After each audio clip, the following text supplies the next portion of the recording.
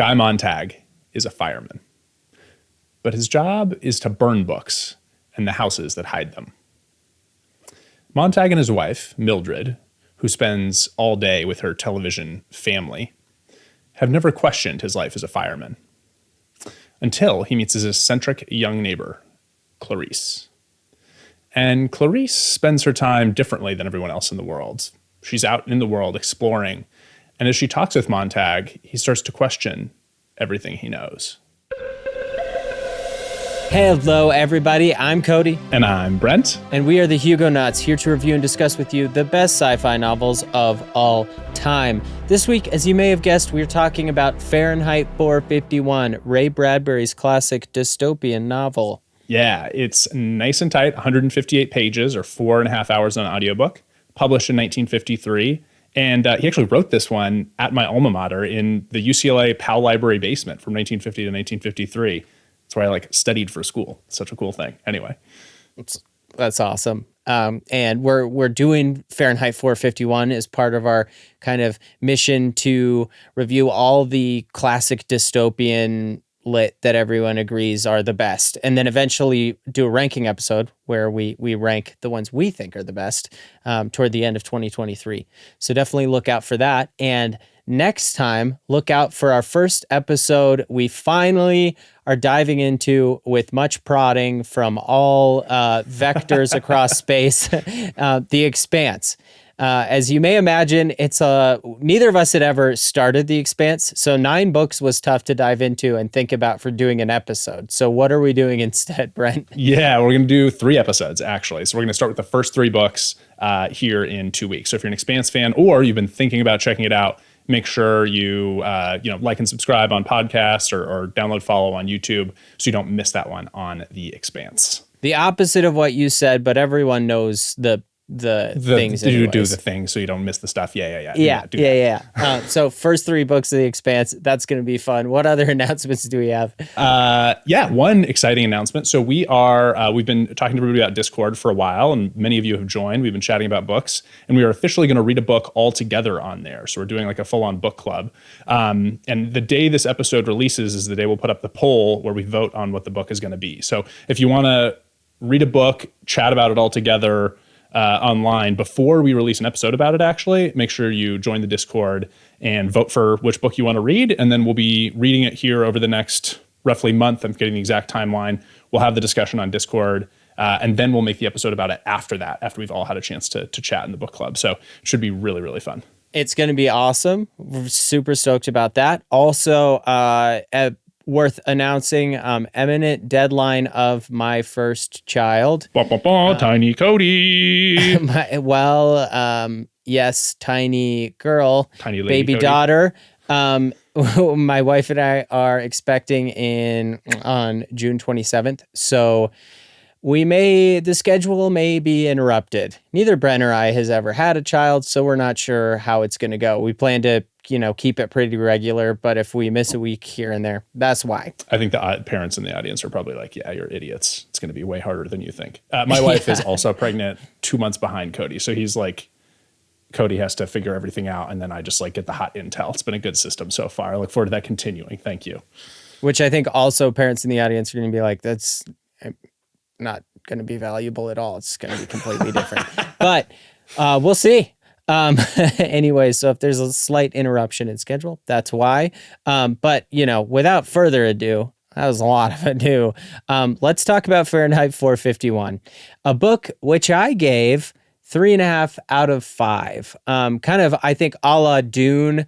It's one of those books that's so fundamental to the speculative fiction canon. It's also affected a lot of books along the way that have done good things with ideas from it. And so when you're reading it as a modern reader, you're maybe having a little bit of wow, this has got some weird stuff in it. I didn't like this part and blah, blah, blah. But it still has a lot of really great fundamental messages and is interesting. And it's a quick, fun read. For sure. I'm going to give it a 3 out of 5, which I'm bummed about. The first half of this book I love so much, and the back half I don't like nearly as much.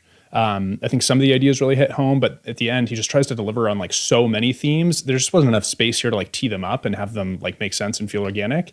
So anyway, yeah, 3 out of 5 for me. Luckily, that's a pretty short amount of time. Yeah, this is still a book I think everybody should read. Yeah, it's so short and quick. And Ray Bradbury's writing style, I mean, we'll talk more about it later, but like he's a really interesting writer. It's worth struggling through at least one of these to get a sense for what he's like. And what's the first line of the book? Because any great novel has that tantalizing first line. It was a pleasure to burn. That's amazing. So good. Loved that. And this book actually was originally serialized, which is pretty obvious when you read it. It's part 1, part 2, part 3. And it kind of has that feel too. But it does feel a little bit more connected than other serialized fiction we've read. Yeah, like the Foundation books are definitely more like disjoint, stand on their own than this one. Yeah. And Canticle for Leibowitz is a little more gappy, even though it all kind of feeds into itself. But let's talk about his world building, Brent. You had some thoughts on that. Yeah, I really thought it was incredibly strong. I mean, this is such a famous book that, I mean, I think we both read this before, but even if you haven't read this before, you've probably heard like, oh, it's a world where books are banned and the firemen actually burn the books. But somehow it still manages to be like, he's still building the world in such a really good way. It's totally organic. There's never any exposition of any kind. Like, you know, we find out people are unhappy generally in the society because his wife tries to commit suicide, and it's not like a doctor or an EMT who shows up. It's just like a vacuum pump technician who's like, oh yeah, I do 40 of these a night. We just pump their stomachs and replace their blood. I just hook them up to this machine. I'm just like a guy who smokes while the machine does its thing. Like, she'll be fine. Don't worry about it. It's like, oh God, that's grim. Everyone's trying to kill themselves all the time. I guess it's not good. But like, that's how you find out things aren't good. You know, it's not like he's telling you people are unhappy. He's like showing you very directly through the Montag's experience. And it also has the effective speculative fiction thing of being a little timeless. Like, even if some of the technology feels a little silly by today's standards, it's all very foundational. It feels like, you know, what the kind of things that humanity does and makes, and the kind of holes we get ourselves into. You know, the man, per your example, the man running the vacuum extractor and not having a bedside manner feels like something that is already happening or will happen to a lot of fields that require more sensitivity, but are kind of slowly automated and farmed out to technicians. It also kind of reminded me of the when we watched Brazil together, the Terry Gilliam movie, and the air conditioner people come to his house and they need the form. And anyways, that's a great movie. Everyone should watch it. But a lot of similarities there too. That kind of like early science fiction sucked. They were so mean. Yeah, that early speculative fiction, like slapstick technology almost. Yeah, for sure. What about the characters? Who are we working with here? Yeah, they're really only. We really only have 5 characters, right? First of all, we can swap in and out here, Brent. But we have Guy Montag as our main character, and he's, you know, the foil of the man who's just going about his day-to-day life, trying to work his jobs, keep his head low, make some money for his wife and him, and to have more TVs. Only 3 walls of one of their rooms are TVs. They're missing the 4th wall, and his wife is like really. Yeah, even though they just purchased the 3rd one. Yeah, I don't even know how you'd see the 4th wall. It's behind you, but anyway, she wanted it. It's important. I think that's a joke about the 4th wall that Bradbury's making. Like that we can't afford the 4th wall yet. That was my impression. And then the book also has a really sneakily great villain. Yeah, Captain Beatty. So that's like the captain of the fire station where Montag works. And yeah, my favorite character for sure, because he is clearly, he is more educated, and it actually he definitely has actually read some books. There's sometimes he's quoting things. And so he sort of plays the role of, feels very similar to Mustafa Mond from Brave New World, where like he actually has done the things they're not allowed to do, but he still very fundamentally believes what they're doing is right. So he's sort of like, he's our way to have someone explain to Montag why the world is the way it is and why they believe it should be that way. And he just plays it in a really good way. He's He's a scary dude. I would not want to have to hang out with Beatty. Yeah, it's like the proof of the villain who, even though he believes it's something that's wrong, wrong, or just wrong without quotes, either way, he has to have all that knowledge and do the wrong thing to understand it, to be able to fight it correctly, which feels very human and is great. And I like it in my villains when it's done that way. But what is that? What is the motivation, by the way? You might as well. Yeah, the motivation is really interesting. Basically, motivation for wanting to destroy all books. To clarify. The stated reason is that basically different minority and special interest groups were getting offended by different books, and so they were banning like whole groups of books. Like, fine, oh, you're upset about that, we won't talk about that anymore. Oh, you're upset about that, we won't talk about that anymore. And eventually, the leaders of society decided, you know what, it would just be better if we didn't talk about any of this. No more ideas. We're banning books fully to just keep everyone happy so no one has anything to complain about. And that was really interesting. I think that Ray Bradbury would probably not love our current political culture, where books are literally getting banned in a bunch of states. And, on the other side, college students are like shouting down and not letting people speak at their universities because they disagree with their ideas. It does feel like we're in a moment where people sort of actually do think it's a good idea to ban ideas they don't like. And anyway, yeah, Ray Bradbury would not approve. Certainly not. And his character, who also doesn't approve, who's a good foil for the average everyday citizen in Fahrenheit 451, is Montag's wife, Mildred, who is just, she's a consumerist who sits at home all day and watches, as you said, her TV family. They have the interactive TV shows where, the characters in the TV shows are her uncle and her, grandpa and her sister. Yeah, and they all like say her name. They're like, oh, Mildred, what do you think? But what really they're just programmed, like in every house in the country, they say like, oh, whoever's sitting in that house, what do you think? Which feels like something that we might actually happen here pretty soon with AI and the ability to generate like deep fake style video. Anyway, yeah, so that was a little spooky and feeling prescient. Yeah, it does feel like we're on the doorstep of having custom built to the consumer content in video games, books, otherwise. But at the same time, content that feels customized, but it in fact has like no content of any kind. They're all just like talking about nothing. Nothing important happens in any of these shows. Nothing, in fact, happens in any of these shows. But it makes Mildred feel like she's part of something. It's like early dopamine trickery, the early dopamine trickery that we're running into a little more seriously now.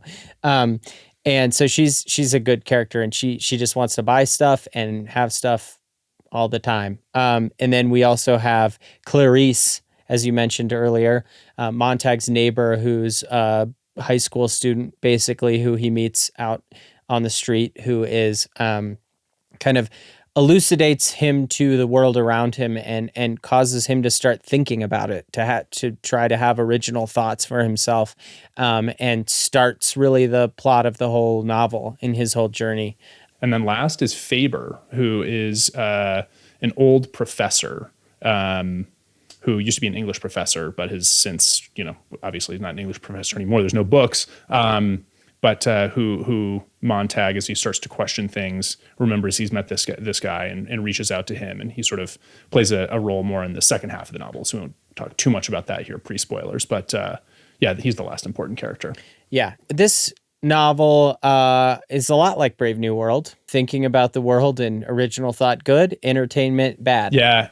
He's basically like pointing out that like it's very uncomfortable for humans to like, I call it staring into the void, but that like, when you're just kind of like honest about yourself, about what matters in your life and like what's going on, and sort of that like, oh my God, there's no point. I remember that there's no point and I have to like make it for myself. Like, that like feeling of like existential dread. This whole society is just set up to like ever avoid that feeling. They like drive at 100 miles an hour so that you just have to be laser focused on driving so you don't die. And you like wear headphones at all times to like listen to podcasts so you don't ever have no voices talking to you. You like watch TV 100% of the time. So just never ever remember that like you're a person who maybe has thoughts and should like try to have something you care about. Like just don't ever, make sure you never have to think that. Yeah, which two things there I wanted to point out. First of all, The ear pod while Mildred is going to sleep, listening to her stories and to music at all times, basically has the thing in her ear, or the TV on, is like, it's a little close to home. Yeah, it's definitely AirPods. He invented AirPods and just called them clamshells. Yeah. Yeah. And the idea of like listening to something while you go to sleep. It's like, oh, okay. Well, I mean, I do that. My wife does that. Everyone I know does that. I'd also like to point out, I feel like beyond even him making an argument for people needing to think on their own, and fill the void, as you say, of like remembering, we have to make our own purpose and reason. I think he also points out that it's important to have social reasons and to join in with others, and create. You can also create reasons together. Like the Bible obviously plays a huge role in this novel. Like they've snuffed out religion, and so he finds a Bible and remembers the Bible. Montag does, as they do in a lot of these types of books. They always zero in on that. I suppose it is a fundamental book for humanity, but pointing out that like social organizing of thought and purpose is also getting eschewed. Everyone is on their own in this culture, and on their own in a way where they're not supposed to think about being on their own. Yeah, you pointed out wisely that this is like a book that's basically propaganda for books. And yeah, I think that's true. And like, I'm here for it. I don't know. It's great. Yeah. Is this book propaganda? Yeah. And which makes the irony of when it's the times it's been banned. I thought it was a lot worse. We looked up when it was banned. It was very kind of isolated banning incidents over time in various states. I believe it was Florida, Texas, and California. Different towns banned it for different reasons, but all the reasons were hilariously, they were completely ironic. In their reason for banning was kind of the point he's trying to make about not banning books. Like the one in Irvine, California was someone was offended by them burning the Bible, even though in the book he's trying to save the Bible from burning. Yeah, it's like they only read the surface level of the story and thought about it like not one bit. Exactly. Yeah, they're like, oh, I was offended. Let's ban that. And they're like, yeah, that's a good idea. That's not what the book's about at all. Like, yeah. Anyways, it was a lot less than I thought. I mean, I've seen it on lists of banned books all the time, but it's very rarely banned. It seems like it's still mostly taught and everything. Yeah. One other little interesting note on that point, late in his life, he actually just died pretty recently. Lived to be really an old man. And at the end, a bunch of people were trying to get him to allow Fahrenheit 451 to be published via ebook. And he was like, no, obviously not. Like, I will die on this hill.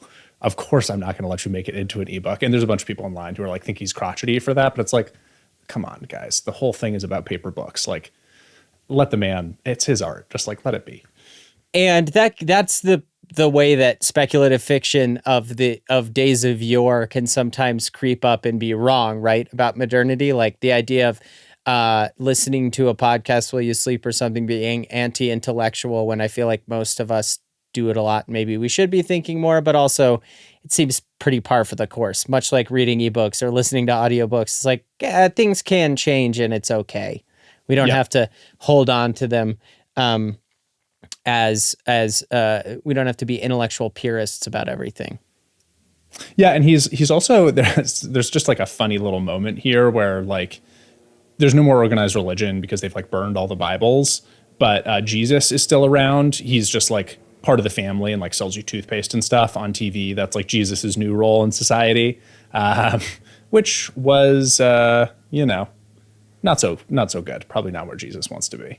Yeah, and where some would in some spaces he is right now. I mean, it's a kind of commercial.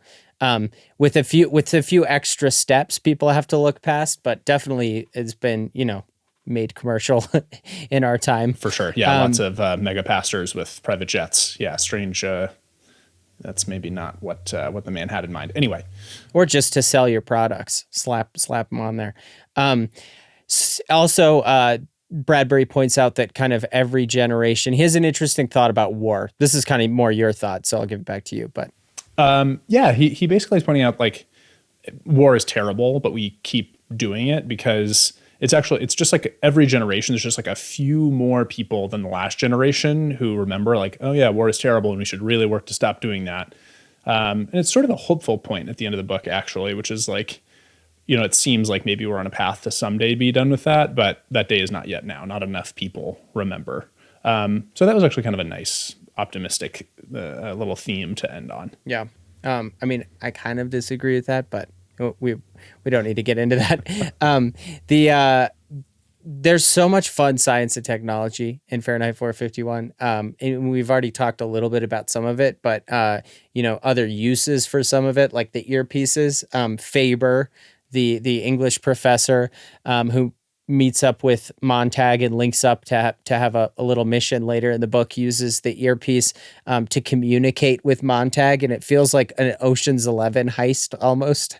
It's kind of cool. He's like in his ear directing him, and that's got to have been ahead of its time. The idea of directing from afar. That was a really fun one. What are some other fun ones? Yeah, there's also the on TV. In addition to the family, there's also a scene where Mildred and her friends are just watching like a bunch of like 1 to 2 minute like clips that are totally disconnected from each other. They're just like super short pieces of entertainment. And Bradbury clearly thinks that's terrible. And it's like, you mean TikTok? You mean you invented TikTok, Ray Bradbury? But actually 2 minutes is like way too long. TikToks are like 20 seconds. He gave us way too much credit. But anyway, yeah. Yeah. And there's also a villainous, one of the monsters of the book is the mechanical dog, who does various things. That's the firehouse dog. Totally. I think Bradbury went ahead in the future and stole this from Snow Crash by Neil Stephenson. That's my opinion, because the ones in Snow Crash are so my favorites that I won't consider any other way that went. Yeah, any other duality of that scenario. Definitely didn't go the other way. I like your time travel hypothesis for that one. Yeah. And then X Factor stuff. What's unique about this book? One interesting note, if you listen to the audiobook, Tim Robbins, the actor, reads it, which is rare that a famous person reads the book. And he did quite a good job. Similarly to Paul Giamatti in Scanner Darkly. If you know why Tim Robbins read this audiobook, please do let us know. We should actually share the Paul Giamatti story. So it turns out last episode was about Scanner Darkly, which was read by Paul Giamatti. It turns out what had happened was he is a huge dickhead, meaning he loves Philip K. Dick books. And he wanted a Philip K. Dick biopic to get made. And so he was talking with the family. It never ended up, and he wanted to play Philip K. Dick. But it never ended up happening, but he got close to the family. And so when it was time to re-record the audiobook, he got picked as the guy. So basically, he was just a huge fan, loved the book, and did it. So awesome. Turns out there's a really good backstory for that one. Thank you to Paul Agranoff, who has the podcast Dickheads about Philip K. Dick. So yeah, thank you for pointing that out, Paul. Yeah, but so anybody who knows the Tim Robbins scoop on this one, let us know. Yeah, for sure. We also have in X Factor, I loved the idea that he brings up that fire destroys responsibility.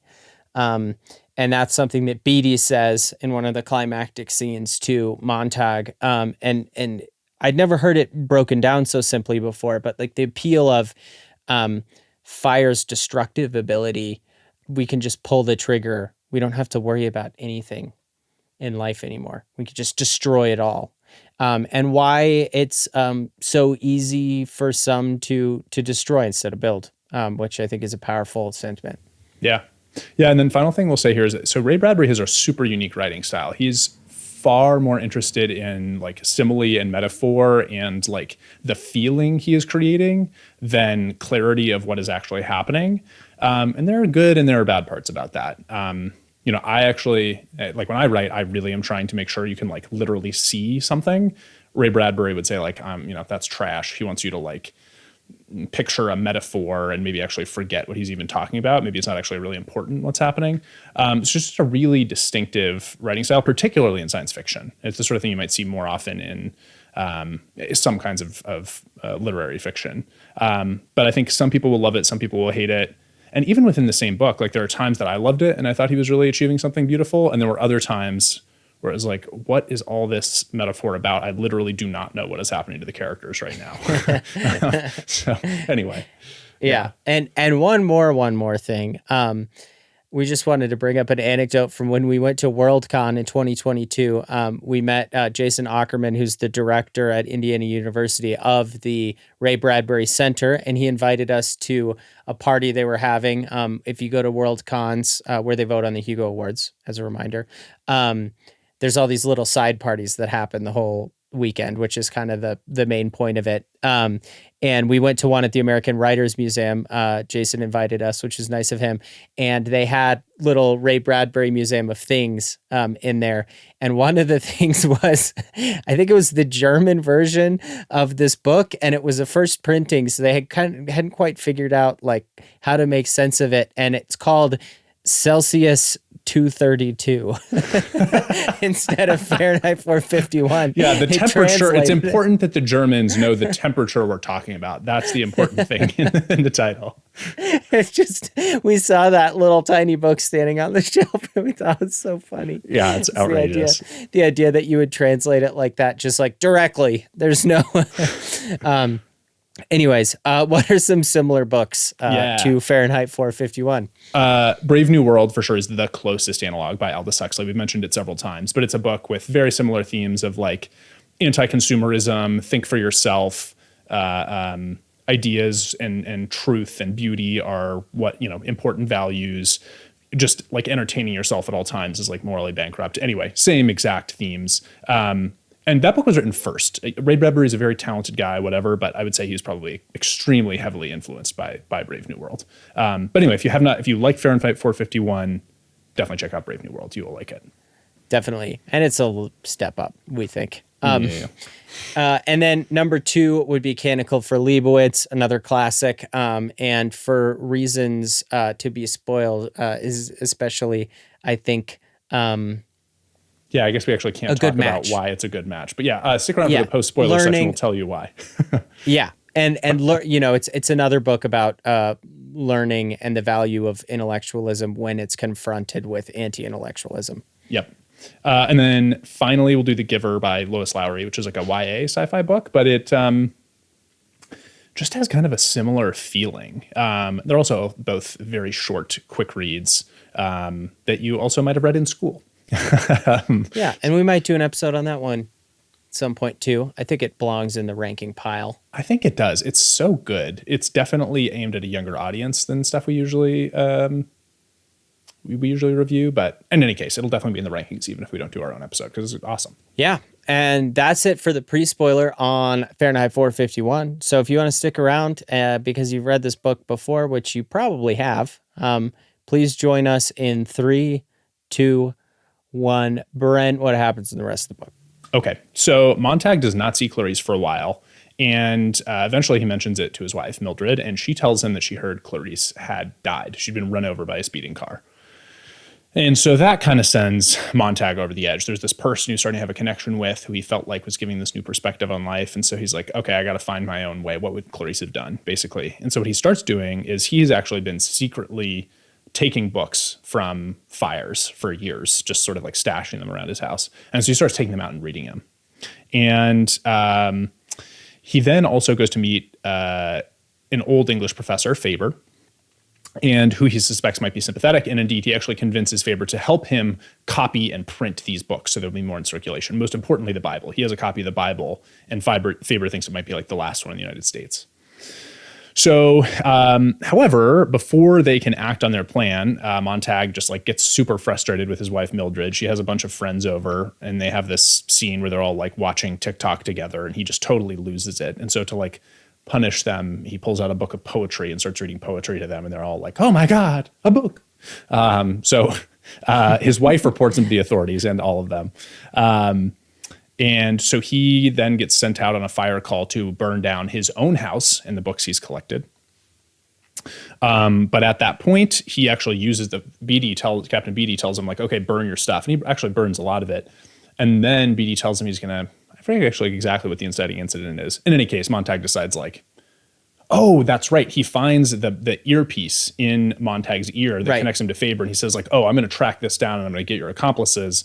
And then Montag says like, oh no, you're not. And he burns Beatty with the flamethrower, knocks out a couple more guys. He melts the mechanical dog. It's a super awesome scene, actually. Then he's on the run across the city. He's like the only person on the street because no one walks around, because why would you do that? It's not entertaining. But he ends up escaping the city and meets up with a bunch of like illegal readers in the woods. But they don't actually railroad have tracks across the river. Yeah, that's right. They're all railroad bums. But they don't actually have books with them. They just all have memorized like one or two books. And so they're just like keeping this oral tradition alive to keep the memory of these books alive for like a better day when they can tell people about them again. Oh, yeah. And also the atomic bomb drops on the city and all other cities around the world right as he escapes, and the world's kind of ended for the cities. Well, I think my takeaway was like it was just the United States that got bombed, and maybe in the other countries they actually have books. And so maybe this is like the just desserts for being anti. In any case, yeah, Mildred and everybody else gets vaporized. Yeah, it's extremely abrupt at the end of the book. So yeah, that's it. Everybody dies except Montag. Yeah, and then not only do we have that abrupt atomic war ending, also it doesn't really make sense because he's not that far away from the city. He'd definitely get just purged in that blast as well. Well, or at least Bradbury pretty didn't like tell us how far away he walked. Maybe in the metaphors of that section they walked really far. Who knows? I don't know. We definitely don't get into it because he also tries to jam like 7 other ideas down our throats right at the end. Yes, there's a lot of moralizing right at the end of the book, which I'm not opposed to a moral of the story. I'm down. Don't get me wrong. But it's not. But they aren't morals of the story. They're morals of a different story. Correct. That's the issue. Yeah, for sure. And I mean, it doesn't really ruin the reading because it's all very quick right at the end. It's just that the ending is just weird to Fahrenheit 451. Yeah, and it's a little screwy. Him basically starting with the scene where he like angrily is reading poetry to his wife and her friends. Like that scene made me insane. It was so bad. Basically from there, like the last third of the book, the last serialized section. I don't know because then he goes to burn his own house down and he has the awesome scene with Beatty, and Beatty talks about why they can't have books, and he realizes Beatty just wants to die anyways, and then he burns the dog and he runs away and he gets to the river. That whole part's fun. That's true. Yeah, and you're right. We definitely need the fire captain's speech. It's the most important part of the whole book. That like is right. the moral to actually this story is like, why are they doing this? And here's what we shouldn't be doing in society. So you're right. We need that. Yeah, I will say, I mean, like you pointed out, it's very similar to the Mustafa Mond speech in Brave New World at the end. Very similar moment. The reason here, again, being they don't want books because it offended too many people, basically. So they just got rid of them all because it was easier, which doesn't feel as satisfying as the idea in Brave New World that the sovereign good of humanity is to seek happiness. So this is how they have to organize society. And, the savages arguing against that, saying the sovereign good should be truth and beauty. And there's a lot of really interesting philosophy in that, or even just, how our world is organized now, which is the pursuit of anti-intellectualism and the support of quick entertainment is done by companies to sell more products and make more money, is also more compelling, or you see why. I mean, that's true, but it almost feels, I agree with you, and it felt more interesting to me, but at the same time, Ray Bradbury's warning feels like much more timely to me. Like we are in a moment of like literally banning books in lots of places and like, shouting down speakers, like we mentioned before. Like we are currently doing the thing that Ray Bradbury is warning us not to do, like quite a bit. So I agree with you that it didn't feel as intellectually exciting, but it did feel like a more timely warning to me for something that we're currently doing a lot.